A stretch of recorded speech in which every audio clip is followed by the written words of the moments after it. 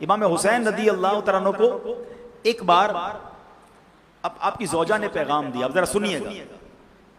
آپ کی زوجہ محترمہ نے امام حسین کو پیغام دیا کہ ہم نے آپ کے لیے بہترین کھانا اور خوشبو تیار کی ہے، تو آپ ایسا کریں کہ اپنے جیسے لائق، آپ کے سٹیٹس کے برابر، آپ کے لائق جو لوگ ہونا ان کو لے کر گھر آ جائیں، تو ہم کھانا بھی کھلائیں گے، ان کو خوشبو بھی پیش کریں گے۔ امام حسین نے کیا کیا، مسجد میں گئے، جتنے غریب لوگ تھے سب کو کہا چلو میرے گھر پہ دعوت ہے۔ اچھا اتنے لوگ لے آئے کہ پڑوس کی خاتون نے آپ کی زوجہ محترمہ سے فرمایا کہ کہا کہ آپ کے گھر میں تو غریبوں کا تانتا بن گیا، اتنے لوگ آ گئے۔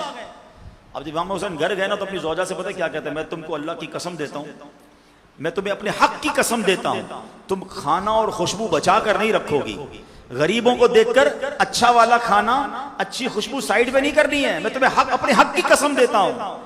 اللہ اکبر، آپ کی زوجہ محترمہ نے ایسا ہی کیا، سارا کھانا اور خوشبو حاضر کر دی، امام حسین نے غریبوں کو کھانا بھی کھلایا اور خوشبو بھی پیش کی۔